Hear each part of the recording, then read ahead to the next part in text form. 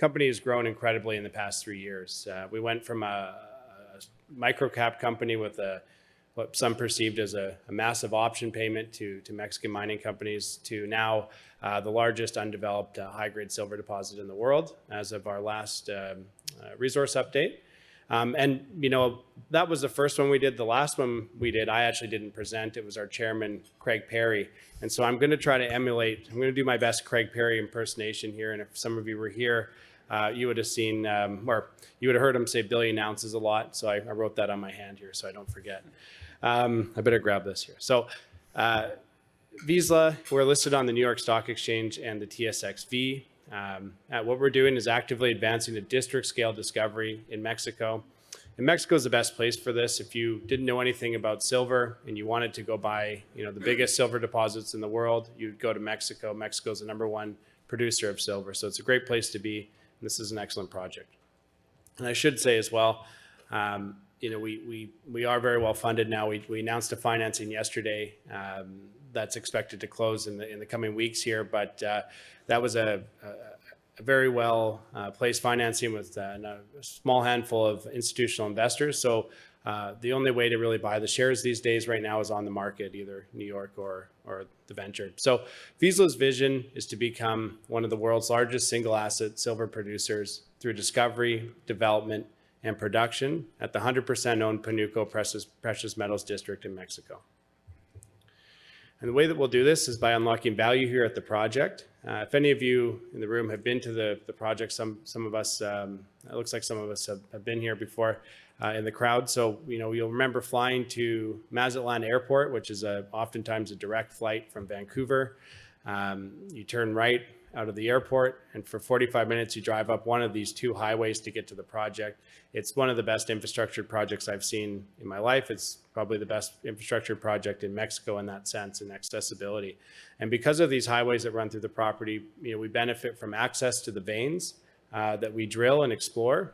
But we also benefit and will benefit in the future from the infrastructure like the high tension power that runs through the property, and a lot of the older production infrastructure that we inherited here at the project. You'll notice here let me see if I can you'll notice here in the west part of our district, you'll see blue and red there. The blue and red represent our resources indicated and inferred. But you'll see it's a concentration of metal in that part of the project. That's a natural center of mass that's been developed here as we drilled. It's not to say that's the only place that has silver and gold. We have other areas like Animas and San Antonio. As a matter of fact, there's many veins that run through the property. This has been the low-hanging fruit for us to explore. And this is likely where development would occur here moving forward. The project is absolutely enormous. It's the size of Manhattan in length, but a little bit wider than that. And, we focused on the west, but there are 135 targets for us to continue to explore.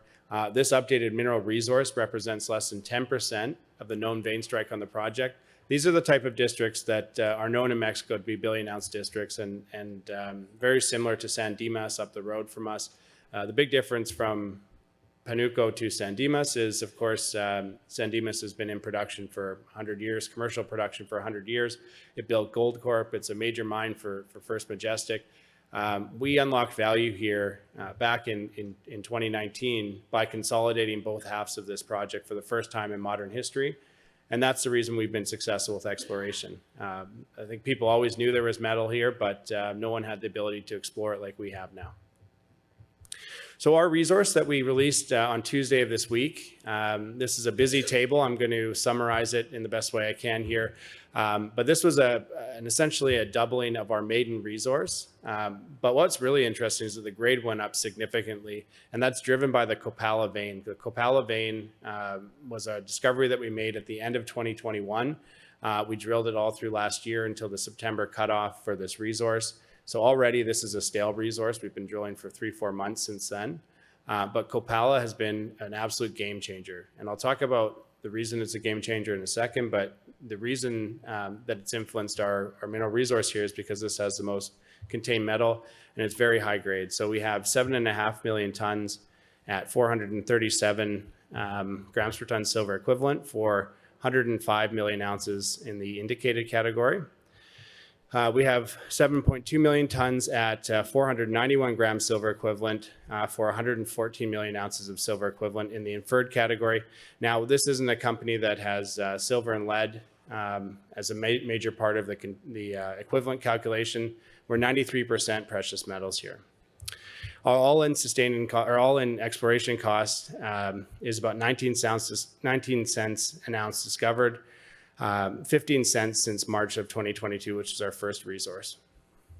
The project is also very receptive to a higher cutoff.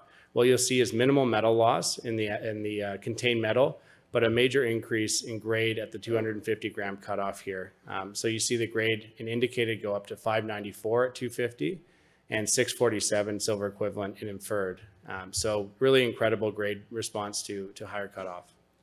And this is why we stand up so well to certainly the universe of explorers and developers here that we see here in this chart. But I would draw your attention to the left-hand side of this chart here where we see the producer segment. So Meg Silver, Las Chispas for Silvercrest, Aya. You can see that, Vizsla in the middle here compares very, very favorably in terms of size to Juanicipio. As a matter of fact, we're just smallly behind them there at 250 million ounces silver equivalent for Juanicipio. And you can see the grade certainly at the 250 gram cutoff is very comparable to Meg Silver as well. So this leads me to believe, and our team and our investors to believe, that we're massively undervalued, and we should in time see a valuation more in line with the left-hand side of this chart here, where often these companies trade for billions of dollars in the marketplace. And the driving force behind this is the Copala structure. It's a monster in the making. Copala is a near-surface, high-grade, silver-gold-rich structure that hosts half of the Panuco indicated resource. And again, this was discovered in late 2021.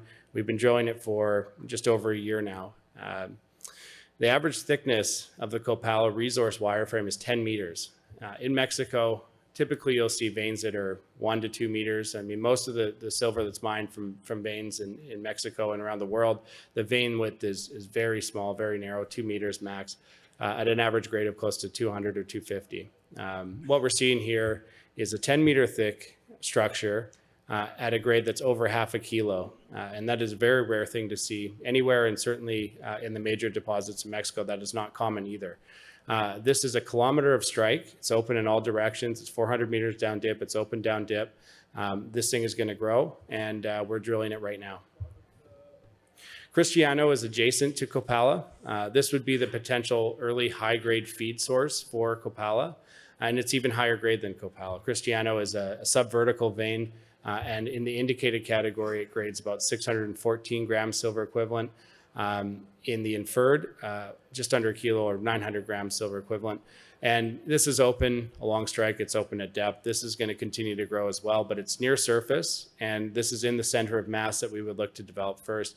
This is going to be a very important piece of the puzzle for us. Now, as we continue, this is the map that I think can help demonstrate why we think there is, at the very least, multiple hundreds of millions of ounces of silver equivalent potential here. And quite possibly something like a San Dimas, which is over 1 billion ounces of silver equivalent potential. But just in the West alone, in 3 years of drilling from the start of this project, we put together that global resource that I talked about there, over 200 million ounces of silver equivalent at a very, very strong grade. But we barely scratched the surface. We've only tested 30% of the known targets in the district.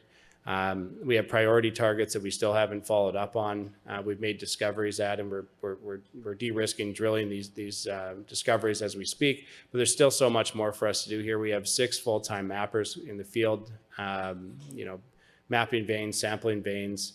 This is a major exploration program, and I suspect that we're going to find more Copalas, more structures like this, and continue to unlock value here. Now, I'm going over a little bit, but I'll just finish off with a slide here. As I talked about here, there's considerable re-rating potential. We're trading almost at the same price as we were before we put this resource out, and we essentially doubled our resource. Right now, we're trading at 20% of the value that our most direct comparables trade at per ounce at over $5.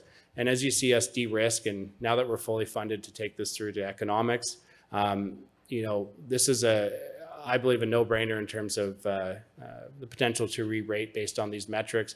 And that's if we don't find any more silver at all. I'm confident, and I know as the drill rigs turn as we speak right now, we are finding more silver in these veins. So the story is going to continue to get better. It's completely underrated right now and undervalued. And I'm excited for what comes here. So I better leave and get off the stage before we go too far over. Thank you, Eric. Thank you.